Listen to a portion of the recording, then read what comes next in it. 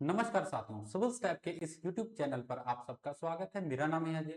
आशा करता हूं कि आप सब मुझ से स्वस्थ होंगे, सुरक्षित होंगे और बहुत अच्छे से आप सभी अपनी परीक्षाओं की तैयारी भी कर रहे होंगे।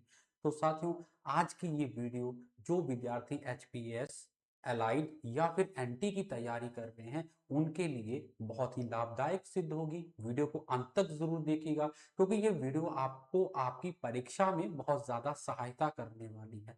क्योंकि आज की वीडियो का विषय है कि एचपीएस, एलाइट और एनटी की परीक्षाओं में पीवाईक्यूज का क्या रोल है, पीवाईक्यूज कितने महत्वपूर्ण हैं और पीवाईक्यूज से हम अपनी तैयारी कैसे और अच्छे से कर सकते हैं, ये मैं आपको बताने वाला हूं।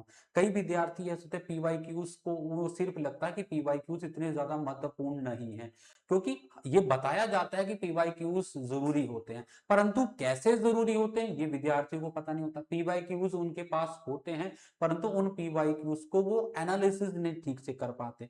कैसे हम एनालिसिस कर सकते हैं, किस प्रकार से हम अपने पीवाईक्यूज के माध्यम से अपनी तैयारी को और सुदृढ़ कर सकते हैं, इस पर आज हम चर्चा करने वाले हैं। तो जो विद्यार्थी एचपीएस मेंस की, एलाइड मेंस हिंदी की तैयारी कर रहे हैं उनके लिए वीडियो बहुत ही लाभदायक सिद्ध होने वाली है। क्योंकि एचपीएस हिंदी की बात करें या फिर एचपीएल जो हम अलाइड की बात करें, एचपी अलाइड सर्विसेज की बात करें, वहां पर हिंदी का आपको महत्व पता है। अगर हिंदी की परीक्षा में आप सफल नहीं हो पाते हैं तो आप इन परीक्षाओं में सफल नहीं हो पाते हैं। ठीक है, तो इसके लिए आपको पीवाईक्यूज का कैसे प्रयोग करना है अपनी हिंदी की तैयारी को और सुदृढ़ करने के लिए, ये चर्चा हम आरंभ करते हैं। तो साथियों, पहले यहां पर देखिए कि पीवाईक्यूज जो आपके पास लगभग, अगर आपके पास 4 से 5 साल, ठीक है, 4 4 साल के भी पीवाईक्यूज चल जाएंगे। 4 से 5 वर्षों के आपको क्या करना है, प्रश्न पत्रों को एकत्रित करना है। फिर क्या होगा, फिर एचपीएस, ठीक है, या अलाइड सर्विसेज हो गया, एनटी हो गया, इन सारी की सारी प्रशासनिक जो परीक्षाएं होती हैं इनके पीवाईक्यूज ले लीजिए।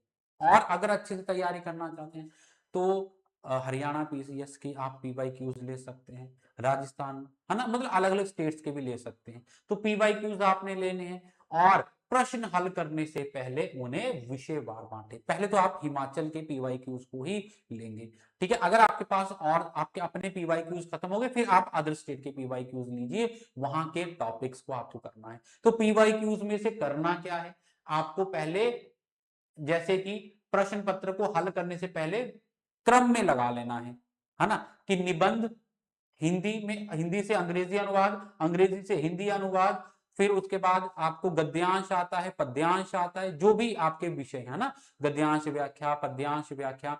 तो आप पहले ये देखिए कि पीवाईक्यूज में से आपको कौन कौन से प्रश्न पूछे गए हैं, ठीक है, कौन कौन से प्रश्न पूछे गए ये आपको पता होना चाहिए, ठीक है। उसके बाद आपको क्या करना है, जैसे व्याकरण, मुहावरे पूछे गए हैं कि लोकोक्तियां पूछी गई हैं, जो आपके प्रशासनिक लेखन होते हैं, ठीक है।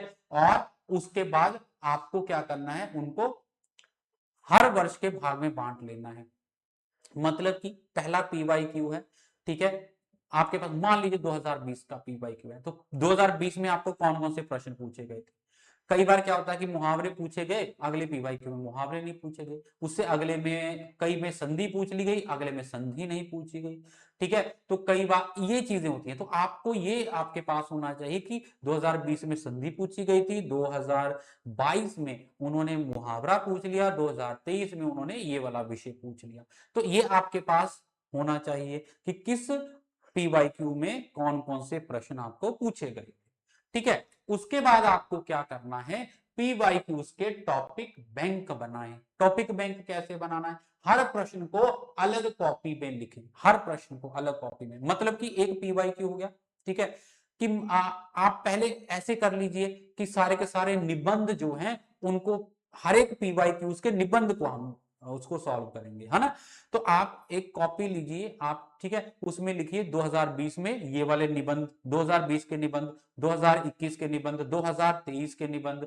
तो इस तरह से सारे निबंध, फिर गद्यांश व्याख्या, फिर पद्यांश व्याख्या, ठीक है, फिर अनुवाद आ गया आपका, उसके बाद फिर आपके जो व्याकरण का पोर्शन है उसको सारे के सारे पूरा पूरा पीवाईक्यूज में सॉल्व कीजिए, सारे के सारे आपने गद्यांश व्याख्या कर ली, सारे के सारी पद्यांश व्याख्या हो गई, है ना। 2020 की गद्यांश, 2022 का गद्यांश, 2023 का गद्यांश, इस तरह से 2022 के निबंध, 2023 के निबंध, 2024 के निबंध, इस तरह से वो कर लेने हैं आपको। जैसे कि पर्यावरण हो गया, महिला सशक्तिकरण हो गया, पर्यटन, लोकतंत्र, सोशल मीडिया, भारतीय संस्कृति, हिमाचल प्रदेश से जुड़े मुद्दे, ठीक है। तो इन सारे के सारे, मान लो कि सारे के सारे पीवाईक्यू से आ गए। मान लो कि ये 2020 में आ गया, ये 2020 का आ गया, ये 2022 का आ गया, ये 2023 का आ गया, ठीक है, ये 2024 का आ गया। तो इस प्रकार से आपको लिख लेना कि दो, ठीक है। ऐसे भी कर सकते हैं, या आपने क्या करना है, आपको 2020 यहां पर लिख लीजिए, 2020 के निबंध, कौन कौन से निबंध आए थे 2020 में, ठीक है। 2020 के निबंध आ गए, उसके बाद ये वाले हमारे पास 2020 के निबंध आए, फिर यहां पर लिख लिए 2022 के निबंध, ये वाले थे, ठीक है। इस तरह से आपके पास ये होना चाहिए कि 2020 में ये निबंध पूछे गए थे, 2022 में ये निबंध पूछे गए थे, ठीक है। उसके बाद उन निबंधों को आपको लिखना भी है, उन निबंधों को लिखना भी है, आपने लिखने की प्रैक्टिस भी करनी है, ठीक है। उसके बाद निबंध की तैयारी केवल पीवाईक्यू से करें। जो अभी प्रश्नों में सामाजिक, राजनीतिक और जो समसामयिक विषयों पर निबंध पूछे गए हैं, जैसे कि पर्यटन की चुनौती, सोशल मीडिया, नई विश्व व्यवस्था, महिला आरक्षण, उपयोगितावाद, वैश्विक आर्थिक संघर्ष, ये जैसे विषय पूछे गए, तो इन्हीं विषयों से संबंधित और विषयों की तैयारी करें।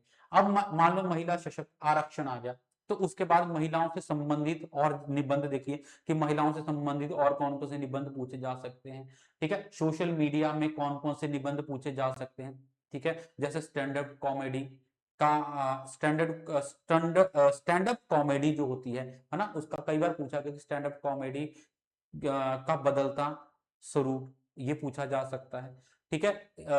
या एक बार पूछा गया था जैसे कि ये जो होती हैं, क्या बोलते हैं इनको, वेब सीरीज, है ना, वेब सीरीज का प्रभाव, समाज पर प्रभाव, ऐसे ऐसे निबंध। तो मतलब सोशल मीडिया में वेब सीरीज हो गया, स्टैंड अप कॉमेडीज हो गया, और जो जो विषय आते हैं उनको कर लेना है हमने। पहले पीवाईक्यूज हल करने हैं, जो पीवाईक्यूज हो गए आपके, उसके बाद ये वाला काम आपने करना है, ठीक है। उसके बाद क्या आता है, ट्रांसलेशन की अलग कॉपी बनाएं। ट्रांसलेशन की अलग कॉपी, पीवाईक्यूज में अंग्रेजी से हिंदी और हिंदी से अंग्रेजी दोनों प्रकार के अनुवाद पूछे जाते हैं, ठीक है। तो प्रतिदिन एक अंग्रेजी का अनुवाद करना है। तो अंग्रेजी का अनुवाद कहां से करें, विद्यार्थी बहुत ज्यादा पूछते हैं कि सर अंग्रेजी, कौन सी अंग्रेजी, कौन सा हिंदी, कौन सा हिंदी का गद्यांश देखे, कौन सा इंग्लिश अंग्रेजी का पैराग्राफ देखे जहां से हम तैयारी करें। तो न्यूज़पेपर से देखिए, आपको नेट पे मिल जाता है, सबसे ज्यादा करंट जो टॉपिक्स होते हैं उनको अनुवाद करने का प्रयास कीजिए, और जो करंट टॉपिक्स होंगे वहीं से आपको जो है, जो करंट न्यूज पढ़ी आपने, एक तो आपकी जीके भी वहां पर, करंट अफेयर भी आपका मजबूत हो रहा है, साथ साथ उसी को अनुवाद करने का भी अभ्यास कीजिए, तो ट्रांसलेशन भी साथ साथ आपकी हो जा रही है। अंग्रेजी और हिंदी के न्यूज़पेपर्स को पढ़िए, ठीक है। एक ही न्यूज को अंग्रेजी में पढ़ा, उसको उसी बाद उसी समाचार को हिंदी समाचार पत्र में पढ़िए कि क्या वहां पर बोला गया है, कि उसी न्यूज को कैसे अनुवाद किया गया है, ये समझने का प्रयास कीजिए, ठीक है। एक हिंदी लेख का अंग्रेजी अनुवाद कीजिए, कोई भी एक हिंदी का निबंध हो गया, उसको अंग्रेजी में वो कर लो, ट्रांसलेशन कर लो, ठीक है। जो वहां पर वर्ड्स लिखेंगे, एग्जैक्ट वर्ड्स वहां पर यूज करने हैं, ठीक है। कठिन शब्दों की वोकैबुलरी नोटबुक बनाएं, जो कठिन शब्द आपको लगते हैं उनको नोट डाउन करते जाएं।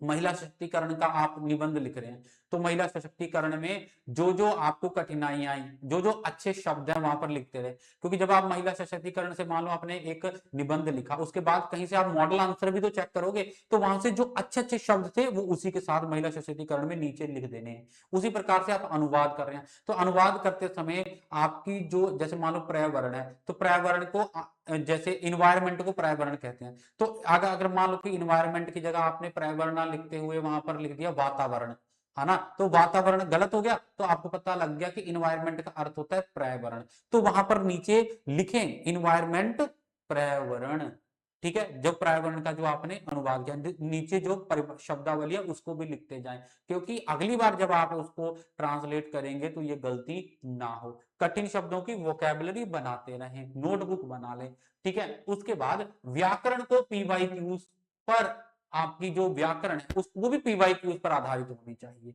सबसे पहले जो अभ्यास आपका पीवाईक्यूज के अनुरूप होना चाहिए। वाक्य शुद्धि कौन कौन से दी गई, विराम चिन्ह से संबंधित कौन कौन से प्रश्न पूछे गए, मुहावरे कौन कौन से पूछे गए, लोकोक्तियां, पर्यायवाची, विलोम, तत्सम, तद्भव शब्द, ये जो पूछे गए हैं विषय, इन विषयों को अच्छे से हमें करना है। इन विषयों को जो जो उसमें पूछे गए हैं उनकी प्रैक्टिस तो अच्छे से होनी चाहिए। उसके बाद फिर उन्हीं विषयों को और उससे ज्यादा संबंधित प्रश्न कीजिए। ठीक है, उसके बाद फिर आता है आंसर राइटिंग।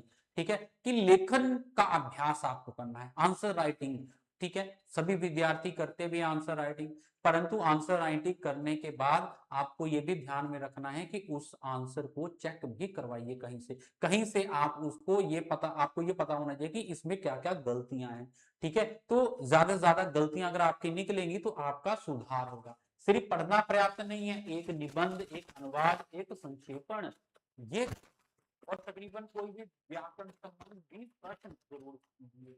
ठीक है, तो ये आपका नियमित अभ्यास होना चाहिए और सारे का सारा लेखन। ठीक है, और समय के अनुसार, समय सीमा के अनुरूप एक निबंध को लिखने के लिए 15 मिनट के लिए एक निबंध लिखना है तो बस 15 मिनट के भीतर लिखने का अभ्यास कीजिए। एक दिन में लिखा गया तो फिर अभ्यास कीजिए जो आपने टारगेट रखा कि 15 मिनट में, क्योंकि जब हम पीवाईक्यू देखते हैं तो पीवाईक्यू से हमें ये अनुमान मिल जाता है कि इस कितना समय हमें दिया गया है, तो इन प्रश्नों को, एक प्रश्न को कितना समय हम दें तो हमारा पूरा पूरा पेपर आराम से कंप्लीट होगा। तो बस जितना समय आपके निबंध में आया है उसी समय के भीतर ही आपको अपना अभ्यास भी करना है। किसी भी परिस्थिति में ये नहीं करना कि कोई नहीं तो थोड़ा सा लेट हो गया, 5 मिनट लेट हो गया तो क्या हुआ, नहीं, ऐसा नहीं। जो आपने समय निर्धारित किया है उसी निर्धारित समय में आपको अपनी जो लेखन है उसको पूरा करना है। अब पीवाईक्यू एनालिसिस शीट बनाएं। जब आपने पीवाईक्यू से एनालिसिस शीट बनानी है उसमें क्या करना है, मान लो निबंध। ठीक है, तो निबंध आपको कितनी बार पूछा गया, ये तो हर के निबंध हर बार पूछा जाता है।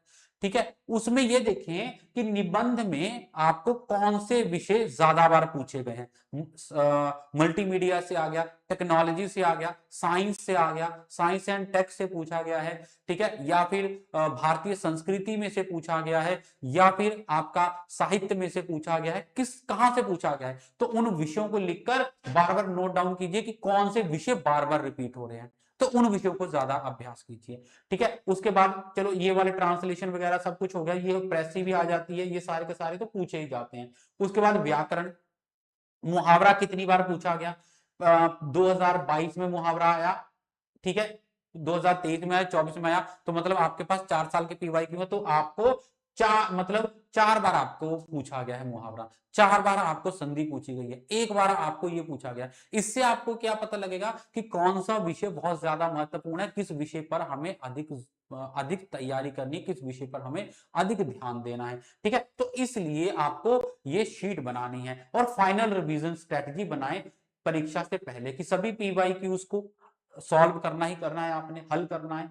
25 से 30 निबंधों की रूपरेखा तैयार कर लीजिए कि मैं अगर मान लो ये विषय, जैसे मैंने आपको बताया कि ये सारे के सारे महत्वपूर्ण विषय हैं, उन विषयों को आपने लिख लिया तो उन विषयों के पॉइंट्स में आप लिख लीजिए। ठीक है, कि ये इसमें अगर मुझे ये निबंध पूछा जाएगा तो इसमें इन पॉइंट्स को मैं लिखूंगा।